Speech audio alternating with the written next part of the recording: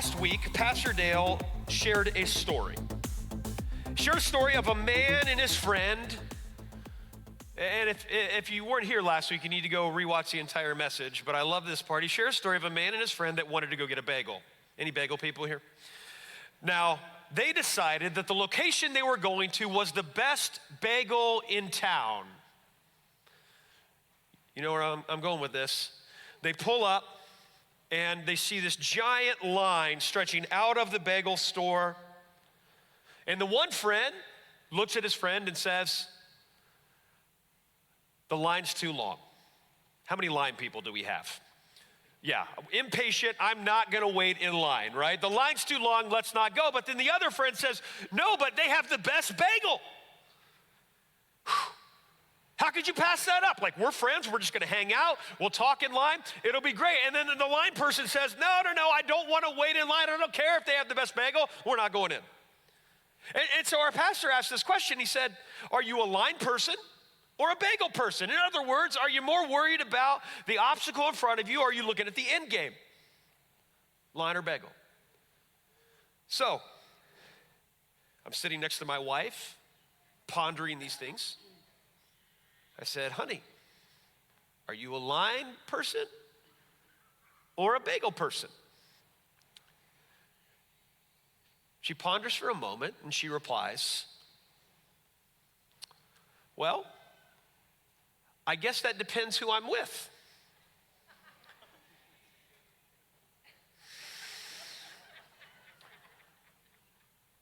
So I look over at her and said, well, let's pretend you're with me.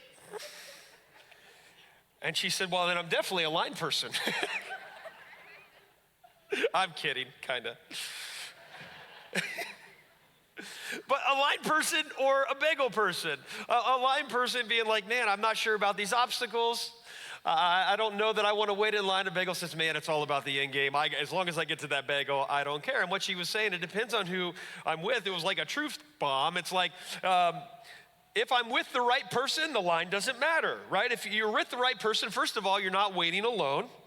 I mean, I don't know about y'all, but I hate waiting in line by myself, and I can't eat at a restaurant by myself. Does anyone? And I see people that eat alone, and I'm just like, you guys are wild.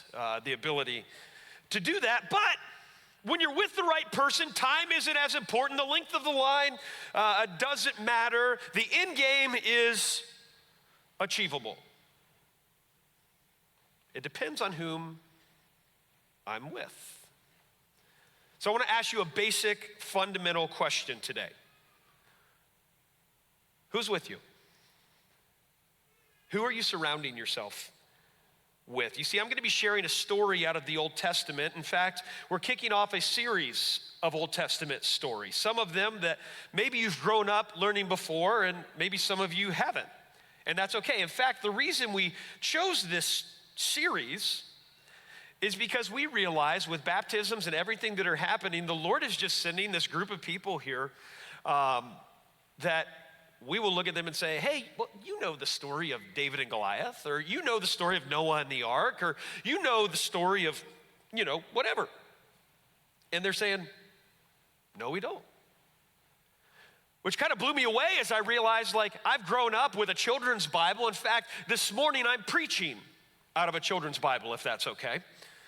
Don't make fun of me, but it's at my level of comprehension. And hopefully you guys will enjoy. But over these next several weeks, we're going to talk about some Bible classics.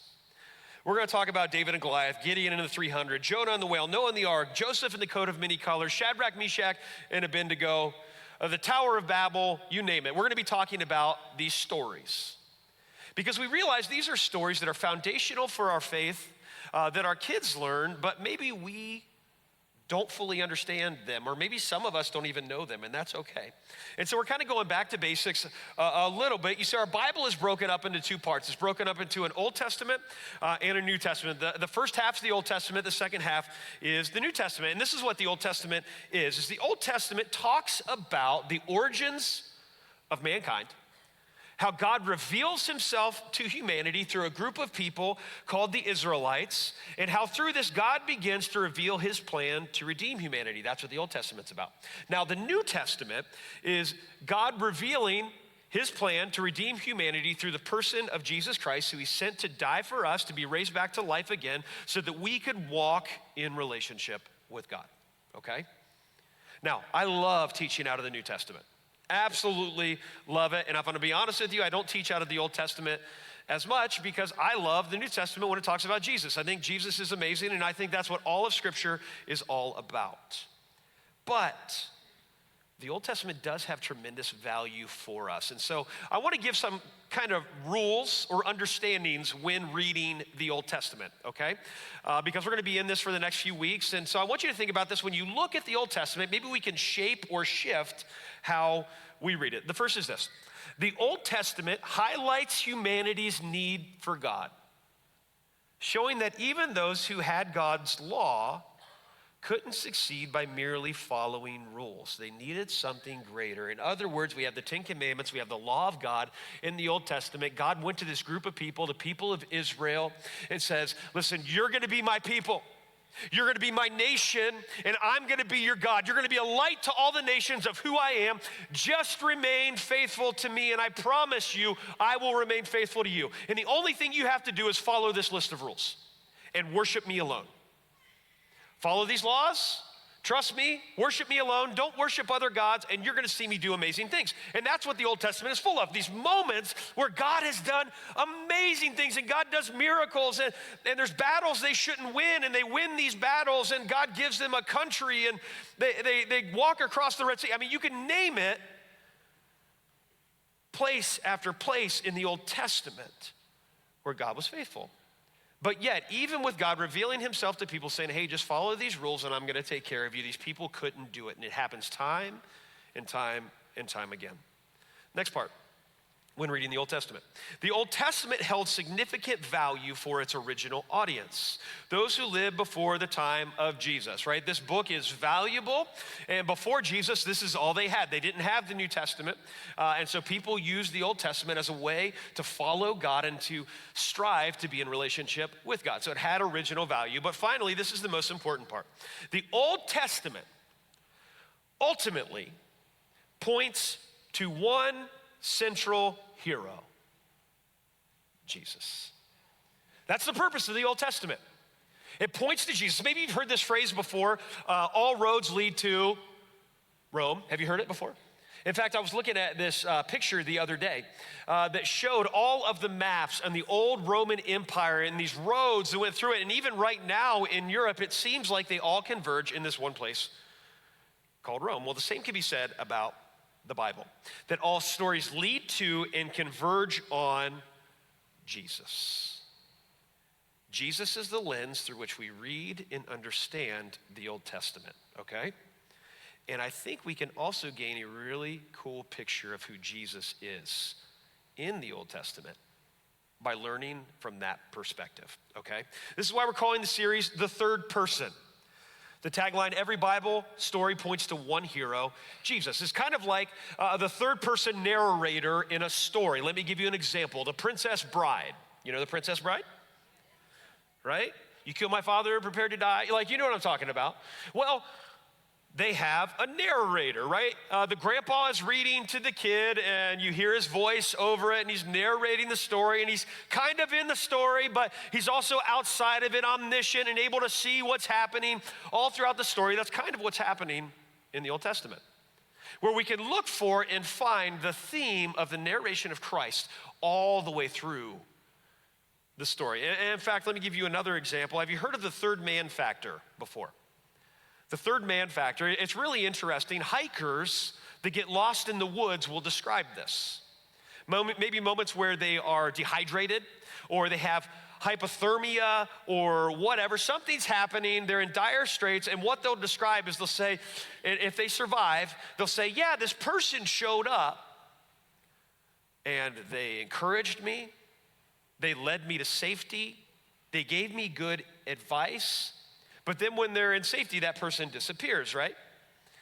We don't know what that is.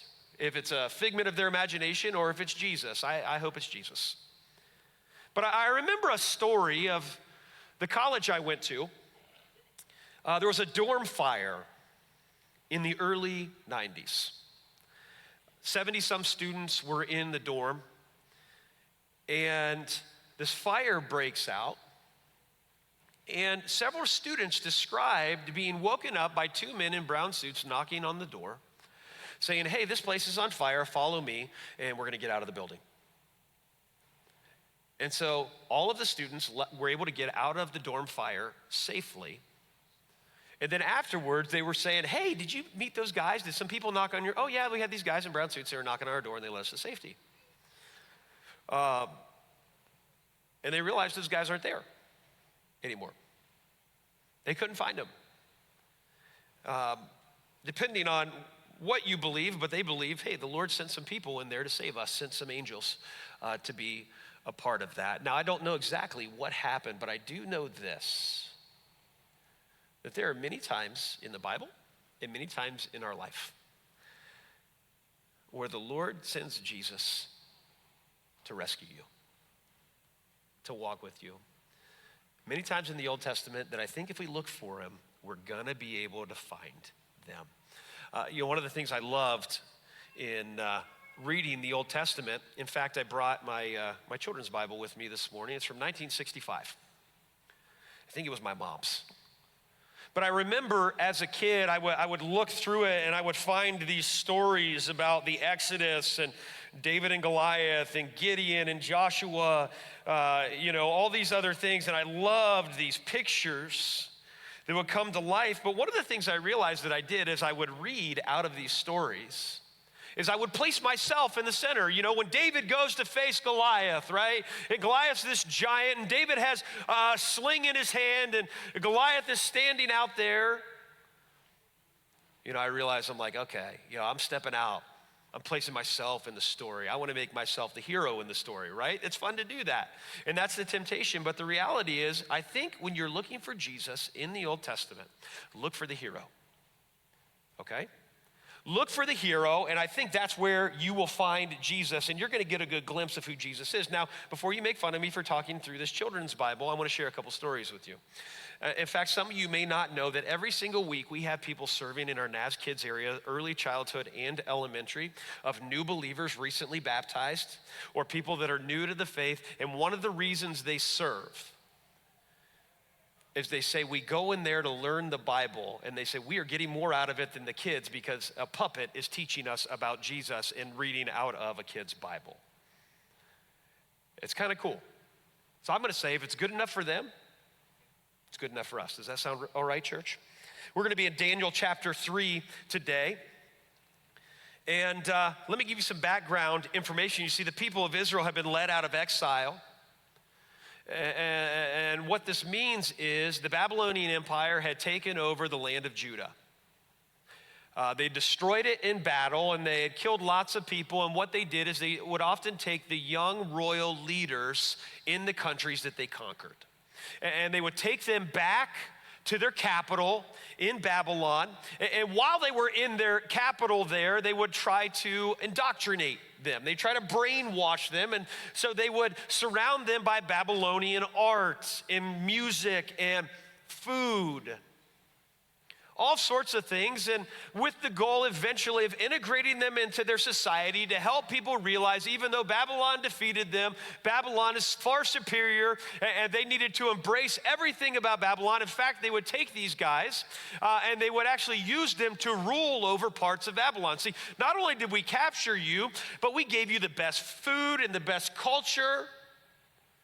We want you to eventually worship our gods, because of course our gods are more powerful than yours, because if they weren't, we wouldn't have defeated you, right? So worship our gods, embrace our culture, and you were used to leading in your land, we're gonna let you lead in our lands. That's what's happening there. And so 3 young Jewish men, their name was Hannaniah, Mishael, and Azariah. Say that 3 times fast. Hannaniah, Mishael, Azariah. As part of their integration, their name is changed to reflect a name that honors the gods of Babylon. And so they changed their names to Shadrach, Meschach, and Abednego. Have you heard this story before? Shadrach, Meshach, and Abednego. You see, these friends living in exile were facing the challenge of keeping the law of the Lord while in captivity, surrounded by a culture that wanted them to do basically the opposite of everything that the Lord wanted. Does that sound familiar? Surrounded by a culture that wants you to do the opposite of what you know the Lord wants you to do. And so I would ask myself, and I would ask you to ask the question, do you think you could survive in exile? Are you surviving in that situation? And I would say, it depends on who is with me. It depends on who's with me.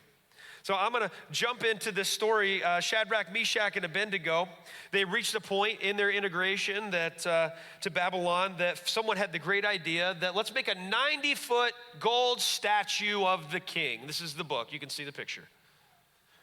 90-foot gold statue of the king, and the king's people just gave a simple command. Whenever you hear music from all the instruments playing, all you need to do is bow down and worship before this statue. And so they started with the leaders. And so if you are a leader, a politician, someone in charge in the kingdom, you were to come to this place. And then when the music was played, you would bow down and recognize your king and that Babylon was a superior place to be. But there's one catch. If you don't, not a big deal. If you don't, you're just going to be thrown into a fiery furnace and be burned to death. Okay, that's pretty simple, right? Or at least most people would think so. Well, there was three guys, Shadrach, Meshach, and Abednego, and they didn't do it. They stood firm in their beliefs and firm in their faith. And in fact, so there was someone, while we're using child's language, tattletales there. There were tattletales that went before the king and they said, Nebuchadnezzar, oh king, didn't you say that everyone needed to bow before the king? Well, yes, of course I did. I said it. When the music plays, they need to bow before the king and they need to bow before my statue and they should worship me. After all, I've been generous. I've been kind. I've been taking care of these guys. I've been giving them the best food and the best education. I'm not asking for much. Just bow down. Well, king, didn't you also say if they don't do that, they could be thrown into the fiery furnace? Well, yes, of course they did. Well, okay, king, we're glad you said that because there's these three guys, Shadrach, Meshach, and Abednego. Three guys. And whenever the music's playing, they think they're better than the rest of us, and they're not bowing down before the king. They're not bowing down before your statue. And the Bible says the king was enraged. How could they do this to me? I know these guys. I like them. This must be a mistake. Bring them before me. Guys, I'm sure this is a misunderstanding. You know I've been good to you. I'm not asking for much, but you will obey me. But I'm going to give you another chance. When the music plays, you're going to bow down. And that's going to be the end of it. Okay? Cool? Great. Wrong. This is what the Bible says in Daniel chapter 3, verse 16. Shadrach, Meshach, and Abednego replied, O Nebuchadnezzar, we do not need to defend ourselves before you. If we are thrown into the blazing furnace, the God whom we serve is able to save us. He will rescue us from your power, your majesty. But even if he doesn't, we want to make it clear to you, your majesty, that we will never serve your gods or worship the gold statue you have set up.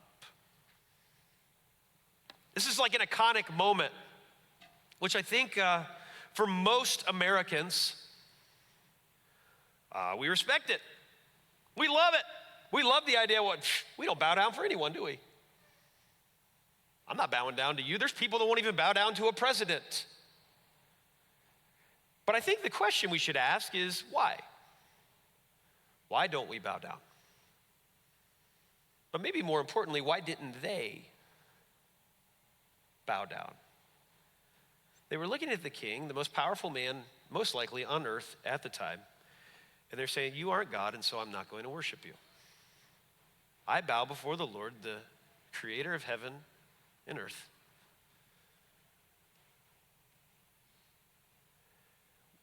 And if you're asking me to choose between God and you,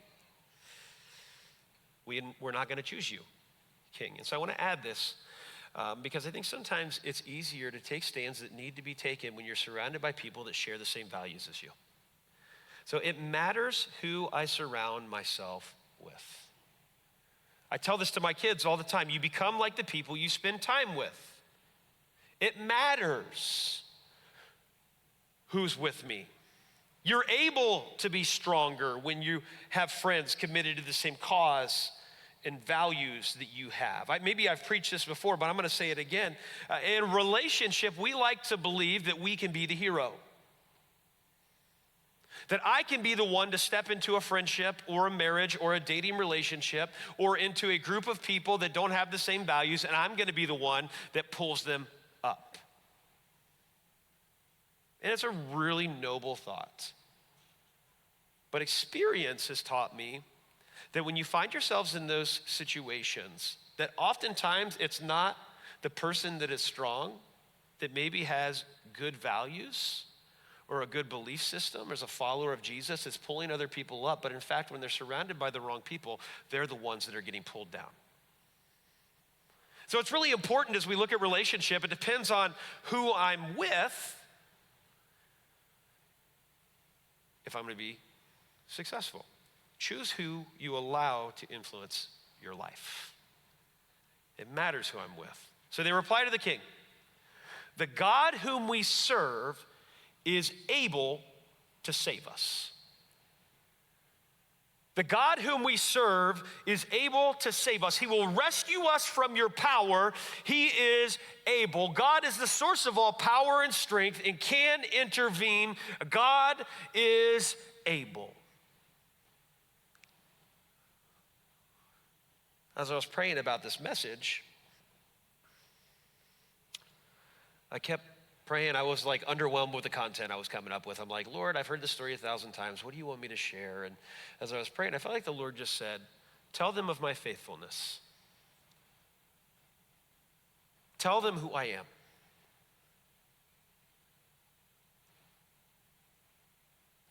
And I want to share that God is faithful in every storm, in every fire, in every situation where we find ourselves with our backs against the wall, in every moment where we're tempted to bow down to different things, where we're tempted to bow down to the idol of our money, to the idol of our self-sufficiency, to our political party. All of those moments, God is saying, I want people that know my promises.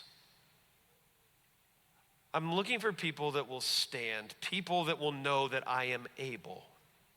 And I think that's one of the things that I often forget when I find myself in a tough situation. I wish my first thought was to say, well, God is able, God can handle this. Oftentimes it takes a lot of prayer and suffering for me to get to the point where I remember, okay, God's got this. He's faithful and he's able. I've seen God move before and I'm gonna see him move again. But one of the things that I've realized in life, and I think you probably have too, is that things don't often always work out the way that we intend them to, which leads me to the next part of this passage where he says, our God is able. He is strong and powerful and he will rescue us. But I love this next part where it says, but even if he doesn't, even if he doesn't, even if God doesn't work things out the way that I want him to, even if God doesn't work in the way that I think he should, that does not change the fact that God is faithful. I'm going to share this. God's ability to act and his faithfulness is not based on things working out the way I think they should. God's ability, God's faithfulness does not change based on things working out the way I think they should or they shouldn't. He is faithful no matter what.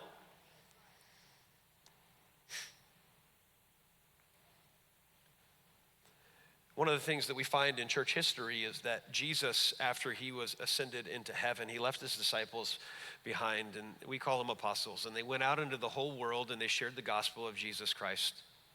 One of the things that we found in Christian tradition is that 11 out of the 12 disciples were brutally murdered for their faith.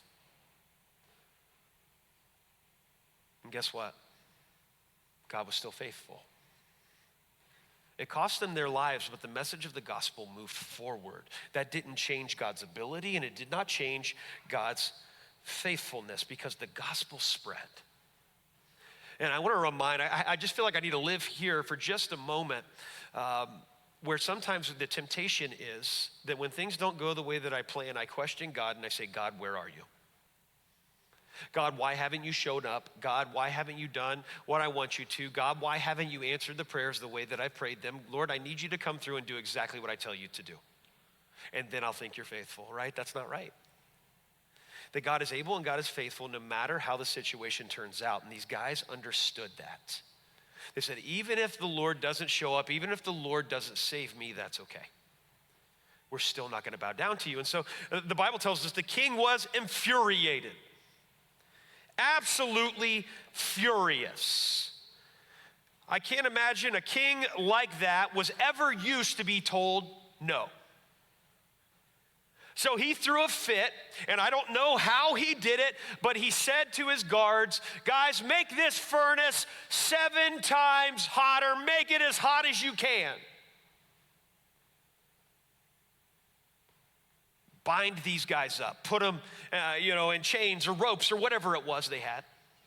Make it as hot as you can, and I want you to take them right now, and I want everyone else to watch what happens when people tell me no. It was so hot, the Bible tells us that the strongest guards that were going to throw them into the furnace, they died. They couldn't even get into the fire without dying. And they threw them into the flames. Shadrach, Meschach, and Abednego, the faithful young men, were thrown into the flames. But guess what? The story doesn't end there. Because I love this part. Daniel chapter 3, verse 23. So Shadrach, Meschach, and Abednego, securely tied, fell into the roaring flames. But suddenly, Nebuchadnezzar jumps in amazement, exclaims to his advisors, didn't we tie up 3 men and throw them into the furnace? Yes, your majesty, we certainly did. Well, look, Nebuchadnezzar shouted. I see 4 men, unbound, walking around in the fire unharmed, and the 4th looks like a god. Other translation says the 4th looked like a son of God. Then Nebuchadnezzar came as close as he could to the door of the flaming furnace and shouted, Shadrach, Meshach, Abednego, servants of the Most High God, come out, come here. So Shadrach, Meshach, and Abednego stepped out of the fire. I want to ask you this. Who's the hero in the story? Where's Jesus in this story? He was in the fire. Jesus was with them. And the reality is, as we say, it depends on who's with me. Depends on who's with me. There are going to be people in life that are amazing friends or partners that are going to walk with you into situations in life, and they might even walk into the furnace with you. But the truth is, there's only one hero that can set you free in the middle of the fire, right? That it's not you or your friend that can set you free in the middle of the fire. We find in this story that they were bound in their chains. And that in the middle of the fire, their chains fell off, that they were free. People can't do that. Only Jesus can do that. Only Jesus can take you into the situation and walk into the furnace with you, because he also makes this promise where he just says, I'm never going to leave you or forsake you. You're never going to be alone. There's only one hero who can set you free in the fire. Because here's the truth, whether God rescues you in the fire or not, you're never alone. We serve a God who, when he walked this earth, said, I will never leave you or forsake you. And I want to say this, if you are in a fire, if you are in a situation like this, you need to look around because you're not alone. That Jesus is with you. In fact, we find in the Old Testament, fire is used to represent a few different things. It's often used to represent a place of distress, like this, a place of sacrifice, a place of purification, or a place of God's presence. And so here you had these three young men bound up, ready to suffer, ready to be burned to death, consumed as an offering to their king who wanted them dead.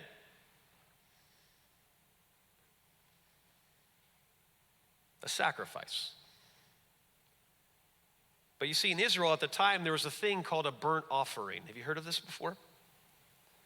There was basically an animal was placed on an altar. And it was totally consumed, totally burned up in a fire as a payment, a sacrifice for sins. It would be totally consumed. And since they were in exile and the temple, pieces of the temple were destroyed, sacrifices for the forgiveness of sins were not happening at that time. Burnt offerings would not be offered, but in this case, you have three guys willing to say, we're going to give our lives as an act of faithfulness to the Lord. And bravely, they step into the fire and they find not pain, not destruction, not death. They find freedom because their chains were gone, because Jesus was with them. Where he says, you know that burnt offering, you know that sacrifice? He said, I am the lamb that will be slain. I'm the one that's going to be going into the fire in the future. You don't need to sacrifice your life because I'm going to lay down my life for you. I love you enough that I'm going to be in the fire with you. Can you imagine what that moment looked like? Because the one part of the story that just blows me away as I reread the story is that as their bindings and chains and shackles, as all of these things fell off, as they finally found freedom in the middle of the fire, it's not like, whoop, I'm free, I'm out of here. But it's like,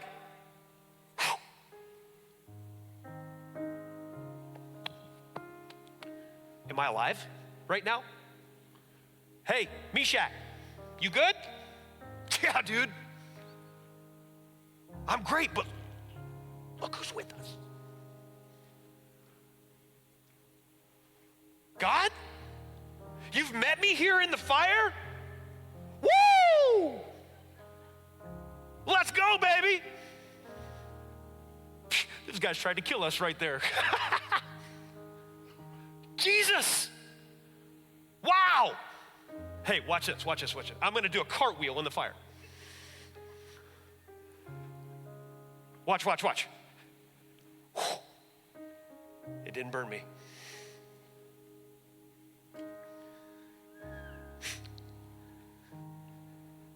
Could it be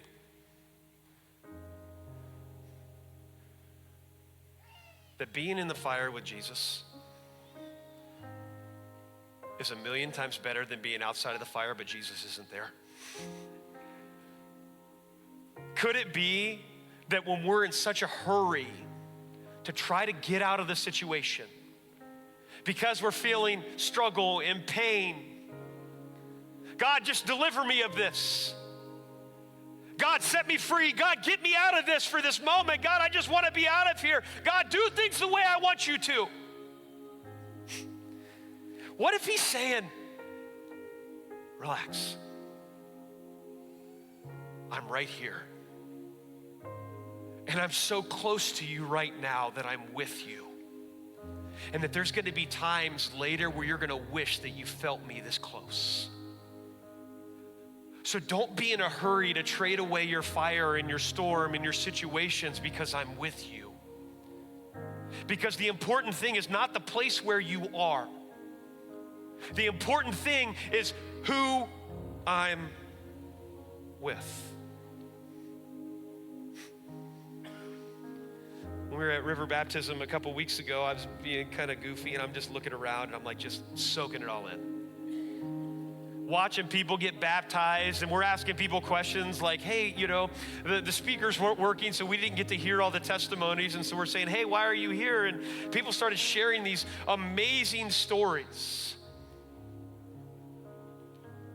One of the guys was disappointed his family didn't show up. And he said, but you'll never believe it. My best friend, the one who brought me back to Jesus, he said, look right over there. I was like, where? He pointed.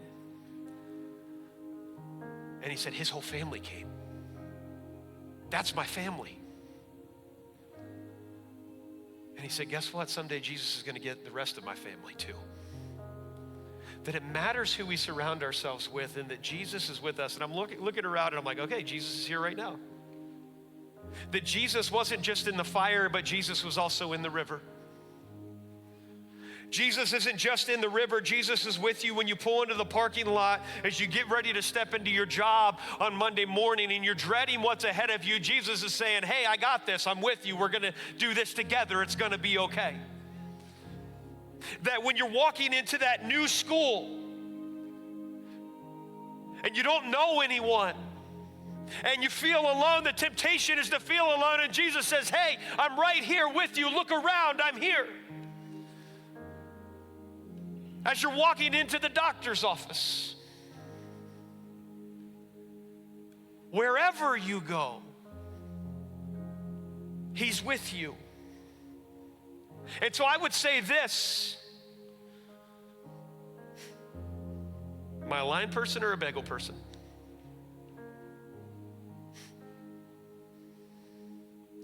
It depends on who's with me. Depends on who's with you. Church, would you stand with me this morning? You see, before I began speaking, we sang this song that I'm hoping has a little bit different meaning now. Written directly about the story of Shadrach, Meschach, and Abednego and the fourth person in the fire. There's lyrics that say there's a grace when the heart is under fire. Another way when the walls are closing in. Later on it says, there was another in the fire standing next to me. There's a cross that bears the burden where another died for me.